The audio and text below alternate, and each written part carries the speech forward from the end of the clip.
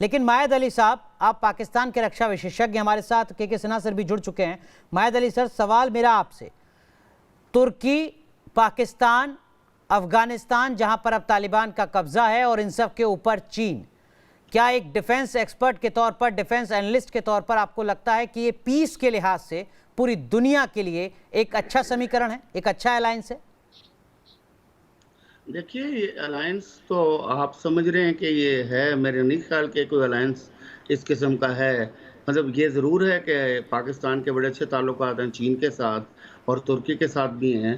पर जहाँ तक तालिबान की बात आप कर रहे हैं, अभी तक मेरा ख्याल है हमारी हुकूमत ने या हमारी इस्टेब्लिशमेंट ने कोई बहुत क्लियर कट इसके ऊपर अपनी जजमेंट नहीं दी है। हम भी वेट कर रहे हैं जिस तरह दुनिया वेट कर रही है। इतना आसान नहीं है तालिबान को, जिस तरह हमने पिछली दफ़ा कर लिया था और हम चल पड़े थे साथ। मुझे नहीं मालूम बख्शी साहब के पास कहाँ से इंफॉर्मेशन आती है, और मैं ना ही उनकी इंफॉर्मेशन को चैलेंज करूँगा, मगर मुझे इस बात का पूरा यकीन है कि हम इस दफ़ा चाहे चाहे जितना मर्जी सॉफ्ट कॉर्नर किसी के दिल में हो, हमें बहुत ध्यान से चलना पड़ेगा तालिबान के हवाले से।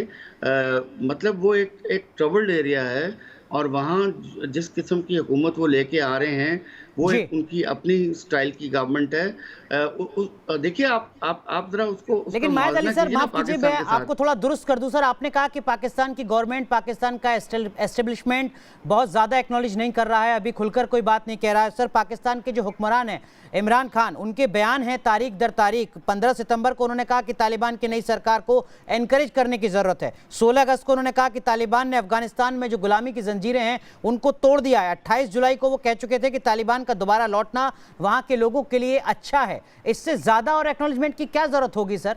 एक मुल्क का मुखिया कह रहा है ये सब। देखिए, मैं फॉर्मल एक्नॉलेजमेंट की बात कर रहा हूँ। इमरान खान साहब की राय बिल्कुल उनके लिए मुतबर होगी।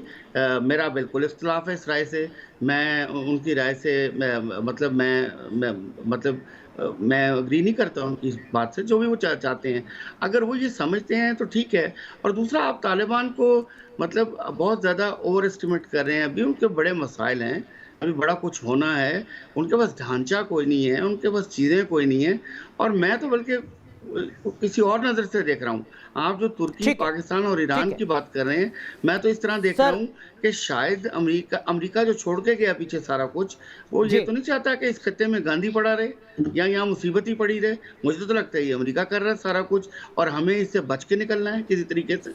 ठीक है सर, बात आज मुद्दा अमेरिका नहीं सर, बात पाकिस्तान की हो रही है। आप पाकिस्तान के डिफेंस एनालिस्ट हैं, मैं उम्मीद करता हूं कि पाकिस्तान के रेफरेंस में आप बातों को बेहतर तरीके से बताएंगे। बाकी पैनलिस्ट का रुख करूंगा, उससे पहले जीडी बख्शी साहब, आप कुछ कहना चाह रहे हैं सर? संक्षेप में बाकी पैनलिस्ट का भी रुख करना है। बख्शी साहब, देखिए, मैं सिर्फ कहना चाहता था कि ये कह रहे हैं ये बदला हुआ तालिबान 2.0 है। जिस बंदे ने, मुल्ला बरादर ने सारी बातचीत की अमेरिका से दोहा में, और उसकी जो दोहा टीम थी उसको तो पिटाई करवाई जाके DGISI lieutenant general Faiz Hamid साहब ने। ठीक है साहब, वो जो गुंडे हैं इनके हक्कानी ग्रुप के, उसके थ्रू पिटवाया। ठीक है, और जो तालिबान जो हमारे सामने आई है उसमें हक्कानी ग्रुप की प्राथमिकता है, और वो उनमें से 2 मिनिस्टर, एक के ऊपर 15 मिलियन डॉलर, दूसरे पे $10 मिलियन की बाउंटी है। सबसे बड़े ड्रग तस्कर इनके डिप्टी प्राइम मिनिस्टर, नंबर 2 इनका इंटीरियर मिनिस्टर। ये साहब, ये कोई सरकार है? इसको कौन दुनिया मान्यता देगी?